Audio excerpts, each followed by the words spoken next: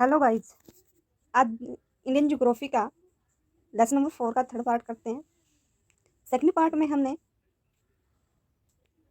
उत्तर भारत के जो भी क्षेत्र थे, मैदानी क्षेत्र थे, उनके बारे में पढ़ा है।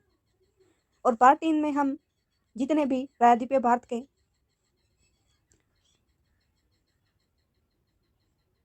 जितने पर्वत चोटियाँ, पर्वत श्रेणियाँ वगैरह वो पढ़ेंगे। सो गाइस स्टार्ट करते हैं। देखो, प्रायद्वीपीय भारत में पठार हम पहले पढ़ चुके हैं। आज हम पढ़ेंगे पर्वतीय श्रेणियाँ तथा पहाड़ियाँ और चोटियाँ।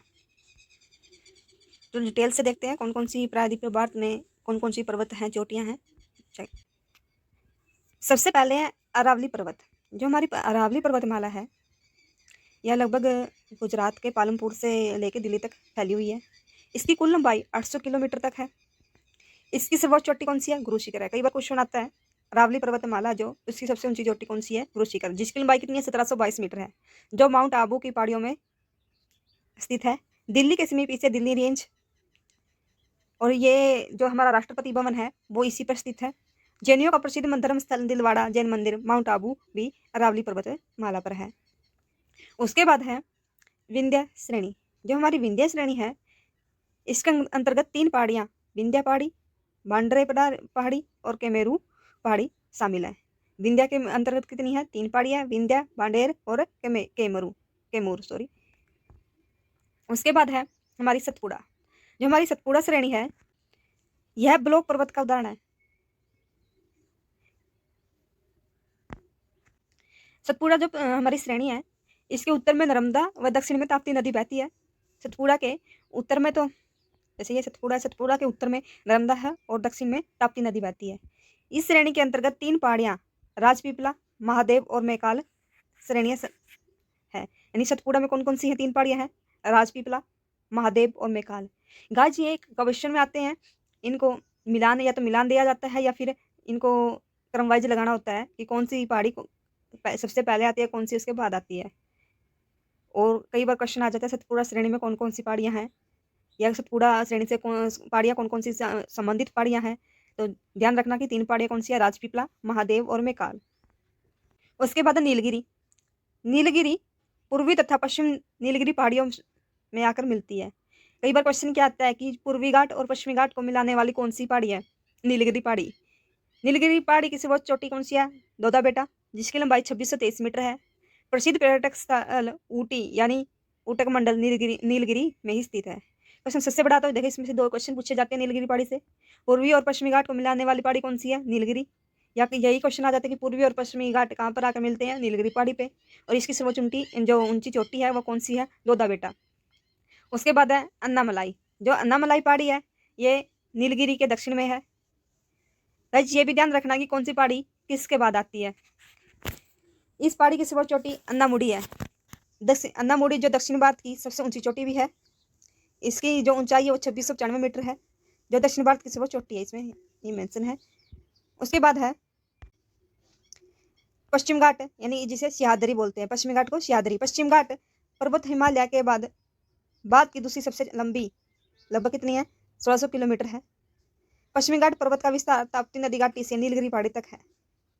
जो पश्चिमी घाट है हमारा, ये ताप्ती नदी से लेकर नीलगिरी की जो पहाड़ियाँ हैं हमारी, वहाँ तक इसका विस्तार है। और एक पश्चिमी घाट के बाद एक, जैसे कि नीलगिरी है, नमलाई और एक इलायची पहाड़ियाँ हैं। इलायची पहाड़ियाँ, इसको भी ध्यान रखना। नीलगिरी, नमलाई और इलायची पहाड़ियाँ। दक्षिण जो प्रायद्वीपीय भारत की, यानी या फिर कहे कि सबसे दक्षिणी पहाड़ी कौन सी है? इलायची की पहाड़ी।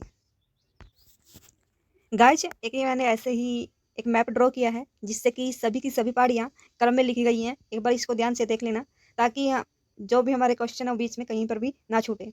जैसे कि ये अरावली है हमारी, अरावली की सबसे ऊंची चोटी गुरु शिखर है। दिल्ली में आके इसी का नाम क्या है, जिसके अंतर्गत आती है? राजपीपली है। विंध्य श्रेणी के अंतर कैमूर है। ये जैसे कि हमारी अमरकंटक है, धूपगढ़ है जो पहाड़ी है, ये महादेव है, ये मैकाल है। गाइस, ये ध्यान रख लेना। जैसे कि गिरी पहाड़ी यहाँ पर है, थालघाट है, बौर घाट है, बालाघाट है, हरिश्चंद्र है, अजंता है, महेंद्रगिरी उड़ीसा में है, महाबलेश्वर, बाबा बुदेन, ब्रह्मगिरी, ये नीलगिरी की जो ऊंची चोटी है दोदा बेटा, अन्नामलाई, अन्नामलाई की जो ऊंची चोटी है ये अन्नामुडी, पालनी, सेनकोटड़ा और कार्डेमम यानी इलायची की पहाड़ियाँ। इस साइड है जो हमारे पूर्वी घाट है, यहाँ मल्यागिरी, नायागढ़, रंपा की पहाड़ियाँ, नन्नामलाई, पालकोंडा, जावेदी, सेवराय और पंचमलाई। जो गारो खासी जयंती ये भी हमारी प्रायद्वीपीय जो पहाड़ियाँ हैं उनका ही विस्तार है, तो इनको भी ध्यान में रखना। कई बार क्वेश्चन आता है कि कौन सी पहाड़ी पूर्वी घाट की और कौन सी पश्चिमी घाट की, तो गाइज ये भी ध्यान रखना कि कौन सी ये पहाड़ियाँ पूर्वी घाट की और कौन सी पश्चिमी घाट की। अब हम देखते हैं जो हमारे तटीय मैदान कौन कौन से हैं। एक हमारा है पश्चिमी घाट, एक है पूर्वी घाट। जैसे पश्चिमी तट है हमारा, इसका और भी नाम है, कौन कौन से नाम है, जैसे कि कोंकण तट है, ऊपर वाले को कोंकण और निचले वाला भाग है जो उसको मालाबार तट कहते हैं। और ऐसे ही पूर्वी तट है, इसको हम कोरोमंडल तट कहते हैं। आगे इनको काफ़ी पार्ट में बांटा हुआ है। चलो गाइज हम इसको एक बार हमारे मैप की तरह वो समझते हैं अभी कौन सा तट कहाँ पर है। उससे क्या है, मैप को देखने से ज़्यादा समय तक एक तो याद रहता है और दिमाग में फिक्स हो जाता है कि कौन सा भाग हमारा किस नाम से पुकारा जाता है। सो गाइज ये हमारा मैप। जैसे कि हमारा गुजरात से दमन तक का क्षेत्र है उसको काठियावाड़ तट बोलते हैं। दमन से गोवा तक के क्षेत्र को कोंकण तट, गोवा से मंगलोर तक के क्षेत्र को कन्नड़ तट और मंगलोर से कन्याकुमारी मालाबार तट है। ध्यान रखना, जो गुजरात से दमन काठियावाड़, दमन से गोवा कोंकण तट, गोवा से मंगलोर कन्नड़ और मंगलोर से कन्याकुमारी मालाबार तट। पूर्वी घाट ऐसे ही पूर्वी घाट का है, उसके यानी उड़ीसा से महानदी तक, जो उड़ीसा से स्टार्ट होता है और महानदी तक उत्कल तट, क्योंकि उड़ीसा का जो पुराना नाम था वो भी उत्कल ही था, कलिंग था, सॉरी माफ करना, कलिंग नाम था। तो ये उड़ीसा से महानदी तक का क्षेत्र को कहते हैं उत्कल तट। महानदी से कृष्णा नदी, यहाँ पर कृष्णा नदी ये महानदी का क्षेत्र है, यहाँ पर आकर कृष्णा नदी बहती है। तो महानदी से कृष्णा तक का उत्तरी सरकार, ये उत्तरी सरकार है। और कृष्णा से कावेरी तक का क्षेत्र कौन सा है, कोरोमंडल तट। और कई बार क्या होता है कि हम सभी सारे के सारे को क्या बोल देते हैं, कोरोमंडल तट। और हम गुजरात से लेके मंगलोर तक इसको बोलते हैं कोंकण तट और मंगलोर से कन्याकुमारी तक मालाबार तट। का ध्यान रखना कौन सा तट कहाँ पर है, काफ़ी इंपॉर्टेंट है, क्वेश्चन बहुत ज़्यादा पूछे जाते हैं एग्जाम में हमारे ये। आगे गाइज हमारे दरें, कौन सा दरा किस राज्य में, सिर्फ आज हम वही देखेंगे। यदि दरों की आपने ज़्यादा डिटेल से पढ़ना है तो दरों की मैंने अलग से वीडियो बनाई हुई है, इसका लिंक मैं डिस्क्रिप्शन में दे दूँगी, तो आप वहाँ से चेक करके देख सकते हैं कि कौन सा दरा, उसके दरों के बारे में, पासेज के बारे में काफ़ी अच्छी डिटेल है। सो गाइस अभी देखते हैं कि कौन सा दरा कहाँ कहाँ पर है। इस वीडियो में सिर्फ यही बताऊंगी कि कौन सा दरा कहाँ कहाँ पर है, मैप के थ्रू उसको बता दूंगी, जिससे आपके दिमाग में ज़्यादा देर तक रहेगा। सो गाइस सबसे पहले हमारा बुर्जिल दरा। जो बुर्जिल दरा है यह कश्मीर में स्थित है। कहाँ पर है, कश्मीर में है, यहाँ पर कश्मीर में है। और ये श्रीनगर को पाक अधिकृत कश्मीर है उससे जोड़ता है। यह कश्मीर के भी गिलगित बिलिस्तान क्षेत्र है वहाँ पर है। आगे ऐसे ही है जोजिला, जो जोजिला है हमारा पास है, यह कहाँ पर है, लद्दाख में है। ये रहा यहाँ पर लद्दाख में है। यह श्रीनगर को लेह से जोड़ता है। आगे हमारा पीर पंजाल। जो पीर पंजाल है यह है जम्मू से श्रीनगर को जोड़ता है। उसके बाद है बनिहाल। जो बनिहाल जो हमारा पास है ये जम्मू कश्मीर में है। और ये कश्मीर जो हमारी घाटी है उसको बाहरी जो हिमालय है, जो हमारे आगे दक्षिणी क्षेत्र जो मैदान आगे उनको आपस में जोड़ता है। उसके बाद है रोहतांग। जो रोहतांग दरा है हमारा, यह मनाली और मनाली है उसको लाहौल स्पीति से जोड़ता है। उसके बाद है काराकोरम। जो काराकोरम दर्रा है हमारा, ये क्या करता है, लद्दाख में है। लद्दाख का लेह शहर को, जो हमारा द्रोणी का जो क्षेत्र है, यारकंद क्षेत्र, उसके बीच क्या है, जो हमारा व्यापारिक मार्ग को स्थापित करता है। उसके बाद है खारदुला। खारदुला जो दर्रा है, खारदुला, यह लद्दाख के लेह क्षेत्र में है। यहाँ पर, ये यहाँ पर है, लद्दाख क्षेत्र में है। ये वाला लद्दाख क्षेत्र में है ये। यह लेह के उत्तर तथा जो हमारी श्योक व नुब्रा घाटी है, उसके लिए प्रवेश द्वार है।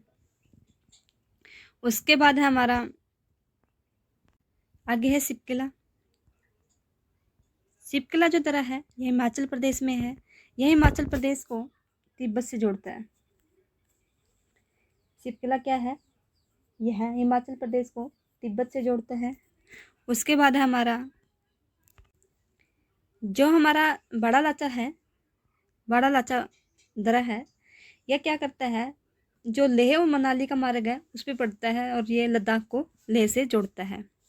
उसके बाद है नीति।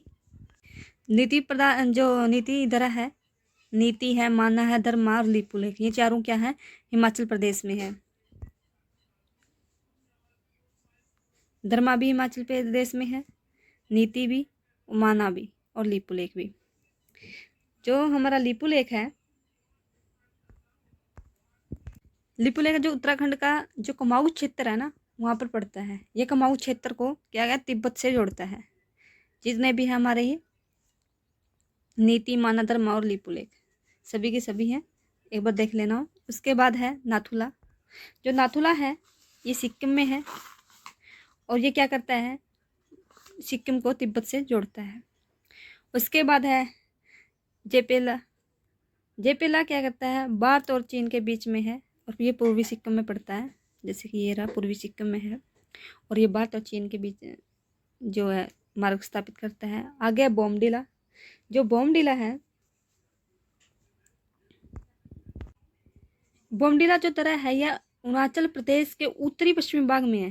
जैसे कि उत्तरी पश्चिमी भाग में है ये, और इसी तरह से होकर हम तवांग घाटी होकर तिब्बत जाने का मार्ग है। इस तरह से होकर तवांग घाटी से हम तिब्बत पहुंच सकते हैं। उसके बाद है यांगयाप दर्रा। जो यांग दर्रा है, यह भारत तिब्बत की सीमा पर है। ये कहाँ पर है, भारत और तिब्बत की सीमा पर है, और ब्रह्मपुत्र नदी यहीं से भारत में प्रवेश करती है।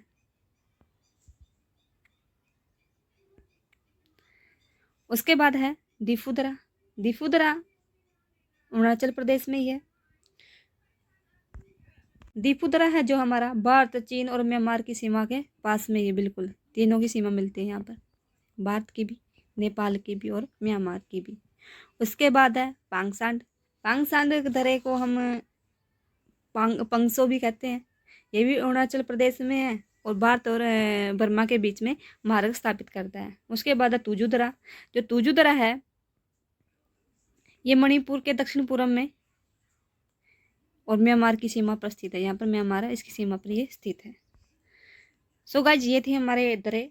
यदि इनकी डिटेल में पढ़ना है तो डिस्क्रिप्शन में मैं लिंक दे देती हूँ, आप वहाँ जाकर वीडियो देख सकते हैं। अलग से इनकी वीडियो बनाई हुई है। यदि वीडियो अच्छी लगी है तो लाइक करें, शेयर करें, और चैनल को सब्सक्राइब कर लें। Thank you.